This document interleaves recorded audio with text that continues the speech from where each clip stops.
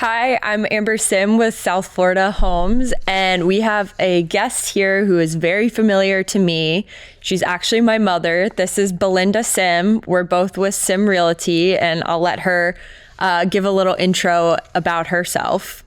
Hi, I'm Belinda Sim with Sime Realty, and we're natives. We're three-generation natives here, my father, me, and Amber, and we love South Florida. And the company does residential and commercial as well. We do both, yeah. Okay, well, thank you. So we're going to be talking today about Coral Gables and maybe some of the immediate surrounding area. So I guess to start, Belinda, her Instagram is Coral Gables by Belinda. She's been in the business over 30 years, knows Coral Gables like the back of her hand. It'd be helpful maybe just to help define the different areas of Coral Gables. Yeah, so in Coral Gables, I think the immediate part of Coral Gables where the downtown is North Gables. And that goes from like 8th Street all the way to Carl Way. And then from 57th Avenue it kind of goes past Douglas. Mm-hmm. And then you have Central Gables, which is from Bird Road, or actually from Carl Way all the way to US 1. Mm-hmm. And then we have South Gables, which is from US 1 all the way south. Okay. So there's like 3 areas we can think of for Coral Gables. Correct. 3 different sections. And I imagine there's distinctions like within that as well. So, North Gables, there's different pockets there, Center Gables, and then probably South Gables. We could start there. What are the different like areas within South Gables? Well, in South Gables, you have different gated communities, which is part of the newer part of the Gables. So there are a couple of, like the Chinese Village is there, and that was built in the 20s. And then we have the French Village, which was built in the 20s. And there's like a few different French villages too, correct? Well, those are the new French Village. Okay. So this was the old French Village that was built in the 20s. And so that's all that was really there. And then what happened is the rest of the Gables got built up, and then South Gables is considered the newer part of the Gables. Okay. And sorry to interrupt you, what does new mean? New kind of because they did some stuff in the 20s, and then in the 30s there was like a handful of houses that were built, and I guess that was kind of when the Depression was. Mm-hmm. And then there was a big boom in South Gables more in the 50s. Okay. 50s and 60s. So would that be like what you'd expect to see, kind of the age of a house in South Gables? Yeah, and now developers are coming in and they're tearing down the houses in the 50s and building new homes there. Okay. So, and then from South Gables, it goes all the way from US 1 all the way south, all the way down to 144, which is where Kings Bay is. And that's a new development that was incorporated into the Gables. But you also have more gated communities there, Cocoa Plum, you have Gables by the Sea, you have Gables Estates, correct, and Journeys Inn. So you have a lot of very nice, and now Hammock Oaks, they're doing that too. Hammock Lakes. Snapper Creek. So you have a few of them. Yeah, and then I guess they have Banyan Trail, but that's not technically part of Coral Gables. No, because okay. Yeah, so. Okay. But it's good that you remember listening to all these things when you were younger, right? Me being on the phone, you and I remember, speaking of what I remember like Platinum Triangle. Yes, the Platinum Triangle is in South Gables. Man, you were listening when I was on the phone. I know. And then in Center Gables too, you have the Golden Triangle. Correct, yes. And then the Italian Village, and then North Gables, you have kind of like different pockets like within that. What would you tell us a little bit more about North Gables? So North Gables was developed, was the original part that was developed. And when you were, I guess when George Merrick was building it, all the wealthy Northeasterns would come and live like really where, on main streets like Granada, Alhambra, Riviera. So those were the prestigious streets. And you can, most of the homes that are on the water or on the golf course are on the main streets. Okay. And that was very prestigious back then. So North Gables has smaller lots. It's more condensed in that area, and it's closer to downtown. So if you were looking, to walk to downtown and go to restaurants and stuff like that, you would probably want to live more in North Gables. Okay. There is a section which is Center Gables too. And Center Gables, but it's a little farther from downtown. So North Gables would be, if you wanted to walk downtown, that would probably be the way to go. Get a golf cart. Or get a golf cart. Do you have one? We do. Yeah. You've been on it, right? Yeah. And so I guess with North Gables, what would the ages be of these houses, and what would be common things you see and prices? So in North Gables, it's more historical. You have definitely more historical homes. A matter of fact, one of our mayors have made certain streets, the whole street, historical. Okay. And what does that mean if a house is historical? So it means that when you go to pull permits and do different things, you have to actually go to an additional board. You have to keep the front facade the same as what it looked like in the 20s. So it adds a lot of character, makes it, special, but also a little harder, complicated in doing permits and that kind of stuff. Well, yeah, and we just saw this, I feel like, with that house that we were looking at right by Ferdinand, where they had to maintain the same exterior facade, which included a flat roof, which, as you know, in Florida, makes it a little bit more complicated for insurance purposes and just any kind of storm protection. So it's great in that it maintains its character, but some of the newer infrastructure you're not necessarily able to take advantage of. Yeah, and you can't tear them down, you can't do anything, and that's why a lot of the builders have started more in South Gables. Got it. Because you can tear them down and do that. And one of the things with the historical thing that we didn't talk about, which is great to have, is that if you do a renovation, on that renovation, you can save money on your taxes. So, and it stays with the house. So if you were to sell the house, it stays with it, and you get a 50% saving on your taxes. Wow. So if you spent for the renovations, for the renovation. So if you spent $1 million renovating, you get a tax savings on that renovation. Wow. So that's pretty good. That's one of the special things to have. Yeah. So. Would you recommend an Old Spanish for people? My story is, I believe that you should have an Old Spanish once in your life. They have tons of character. They're beautiful. But the closets are small, the rooms are a little smaller. A lot of the sleeping porches have been turned into foyers. And, so you definitely should own one once in your life. Well, I feel like you've always said too, all the maintenance, I feel like you fall in love with an Old Spanish until you own one, and then all the upkeep that goes into it. But then again, these houses have been standing for 100 years. So it's a trade-off. It's definitely a trade-off, but to have the character. So I guess, okay, what would the low end of a house in North Gables cost? So now to get into a home in Coral Gables, even on the outskirts of Coral Gables, not even in the heart of it, but on the outskirts, so on the edge of Coral Gables, it's about $1 million now. Okay. And I remember when I first got into the business, I don't want to date myself, but when I first got into the business, I remember looking at homes that were 2-bedroom, 1-bath, 2-bedroom, 2 baths that were $80,000. And now those same homes are selling for $1 million, 1.2, 1.3. Yeah. Crazy numbers. So, well, it's interesting because I remember I was looking at a house a couple of years ago to buy it. And I think it was on Alcazar actually. And I remember walking into that house, and of course I had no vision. We walk in, it was total fixer upper, but had beautiful elements like the exposed ceiling. It had a working fireplace. It was an Old Spanish, It was an Old Spanish. Yes. And I want to say it was 700 something thousand, which back then was... And you couldn't live in it. A lot. Right? Well, I could, but I just couldn't see it. And I remember I was vehemently opposed to it, and you were like pushing me. You were like, yeah, you got to buy it. You got to buy it. This is a great deal. And I remember thinking, have you really been doing this like 20 years, 30 years? I was like, don't date me. I was like, this house is horrible.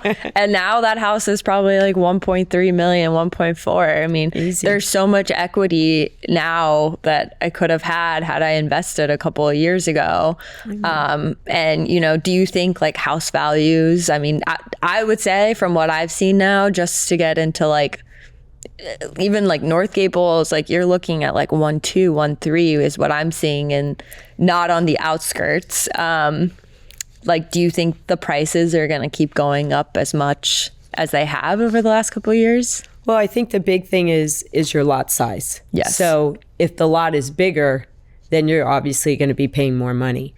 So if the lot is smaller, then you're going to be in $1 million because, you know, there's no room to grow anymore. Yeah. And usually with the FAR, you can't go, you know, any bigger with that.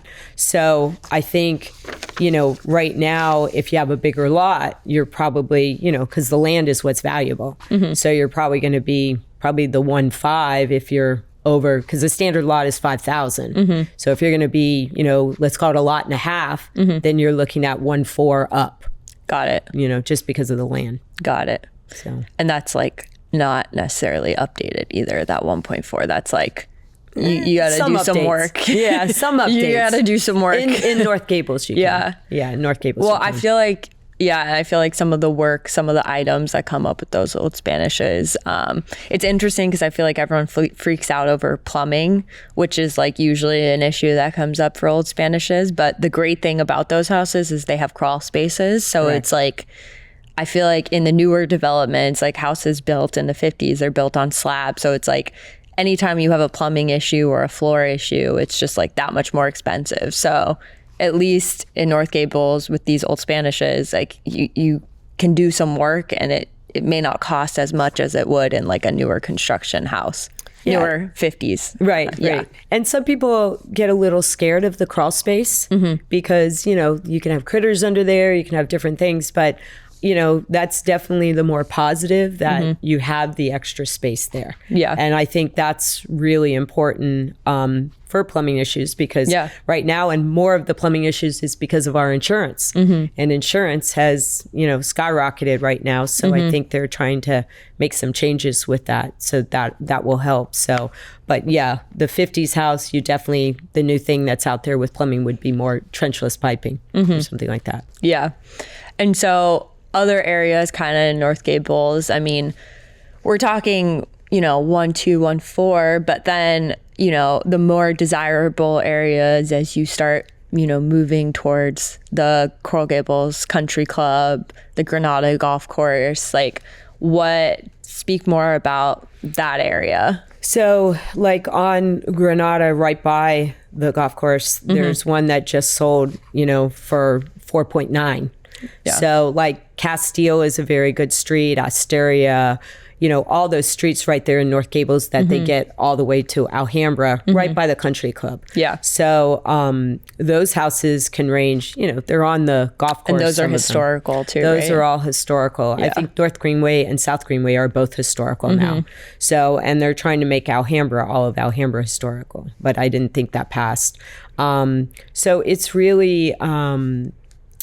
that particular part of North Gables is very affluent. It's very affluent, and you know, higher homes, you know, price points are around there.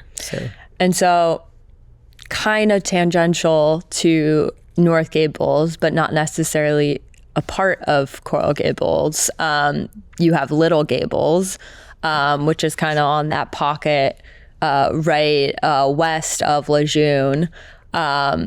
And kind of like right by 8th Street and like after Zamora, basically. What do you think about everything that's gone on in that neighborhood, and what do you think the chances are of it becoming a part of Coral Gables? Yeah, it's been up for the vote for annexing it twice now. At least, right? At least twice. Yeah. And it's always been Little Gables since I can remember. And it got its name because it's surrounded around Coral Gables, and it's like a little pocket. It's 1 square mile. Because of the annexation that they've been trying to do, it's actually really boosted up the values. I mean, we just sold something in Little Gables for, that flew. That flew. And it needed work. It needed a lot of work. But remember the basement that was in there? That little I basement? actually didn't see it. I was too freaked out. Yeah. So, and that house needed work, and we sold that for, I think 1.4, right? Yeah. I don't remember. I want to say it was 1.4, Yeah. but it had like the in-law unit Yeah, too. it had the in-laws. Which is like such a That's desirable crazy for Little Gables to be selling. I mean, Little Gables before was like $200,000 and $300,000. Yeah. And now just for the, vision that it could be part of Coral Gables. So, yeah. Yeah. That was interesting. Do you have a favorite street in North Gables? I would say Asteria or Castile. They're both beautiful streets. I think for me, I like Valencia because it goes to Salvador. Yes. Yeah. Yeah. And there's like that coral rock house. Like I feel like you see like a lot of coral rock like elements like also kind of around there and just around like Majorca and even on Granada and Coral Way as well. You'll see there's that coral rock right there. Coral Rock House, which brings up an interesting kind of landmark in Coral Gables, the Venetian Pool. So, as we know, that was a quarry where they would dig up a lot of that coral rock, and they used that as part of like the construction for some of these houses, which is really cool because now it's become just like such a usable place. If you're visiting, I think they charge I don't want to misquote, but I think it's like $15. But if you're a Coral Gables resident, it's like super cheap to go. And I think it's like $3 to $6 or something, and it's this like nice spring water pool. It's a natural spring pond. Spring pond, and they have that like great event, which I still haven't checked out, but they have a dog day where they clean and drain the pool, and you can bring your dogs and everything. But do you know like any more history with the Venetian Pool? The only history I know is when my dad would go there, he would get an earache. So he remembers that place. Yeah, so you didn't go that often. No, my dad used to go all the time because it was in natural spring water, and you could actually go before for free. Wow. And you used to be able to jump off the waterfall, right? Exactly. Yeah. I think even in like my generation, you could do that, and then I know you didn't do that. I didn't. Yeah, of course you didn't let me do that. I'd be but afraid. You could. Yeah, no, but it's a beautiful landmark, and also the Coral Rock House. George Merrick's house was there. It's right on Coral Way. One more point on the Venetian Pool. I remember they'd have like the daddy-daughter dances there too. So those were really nice. Those were a good fond memory. Yes. What were you saying? What other? Tell me about your fond memory. Just had my little corsage and what were you saying? About the George Merrick house? Oh yes. I still haven't gone. Oh, you haven't gone? No, I still haven't gone. Oh, well, I've walked by it. I've driven by it. Obviously, I've seen it. It's gorgeous. Yeah. I know they have so much history and everything there with Coral Gables, which there's a very rich like archive collection, I believe, that they have here, but it's tough to find books or anything about Coral Gables, and it's like such an interesting like city planning. Well, now they have the museum, which they have events there now. So they've actually opened that up, and that's been within the last 5 to 6 years. Yeah. And it's a great landmark to go and visit, and there's a lot of history there about Coral Gables, how it started, and I think they have like a lot of the photographs and like their archive collection, and you can see even a lot of that online now too. So I was like scrolling through it, and they had a bunch of pictures of the Venetian Pool back in like the 30s, and they used to have like beauty pageants and stuff there. Yes. So it's like really cool to see all like the records of the history of Coral Gables. So we've talked a lot about like North Gables now. Now kind of Center Gables. Like what are your thoughts or like pockets you like around that area? The Golden Triangle is beautiful. That's a great area. And all of that area from Carl Way, there's the Biltmore Hotel. And remember, the Biltmore Hotel used to be a hospital back in the day. And that now that's where, remember, we did the history on what they said, you know, back in the day. It went from a hospital to a hotel. And they used to have fox hunts that they used to do to the Biltmore all down Alhambra. So, but that area is I think is one of the nicer areas to live in. Yeah. And so you like that area by the Biltmore. Like what would you say like home values go for like in Center Gables? They can range from 2 million, depending on the square footage and the lot size, can range from 2 million to, there's been some that have even sold for 5 million in that area, depending on how big the house is and the lot size. Got it. You know? Yeah, I think for me, my favorite area in Center Gables is south of Coral Gables High School. Because I feel like often like you don't, like Coral Gables is great and Miami is great. However, what I have found compared to other cities I've lived, it's super sprawled. And so like what that means for me is that you have to take a car everywhere. If there's public transportation, it's like not super accessible. Like it's very residential zoned and then it's very commercial zoned. So my favorite pocket actually in Center Gables is right south of Coral Gables High School, because you have the Lifetime building, you have access to 2 gyms, you have Merrick Park right there, you have Shadow Wagyu, which is like that new restaurant everyone loves, great meat. And you have Trader Joe's. I mean, you have a movie theater. You can literally walk everywhere and get everything you need. And that's pretty rare for Miami. Well, so we've covered a lot of ground and I feel like we've barely even scratched the surface, but this is all the time we have, and follow along for the next episode to learn more about all things Coral Gables.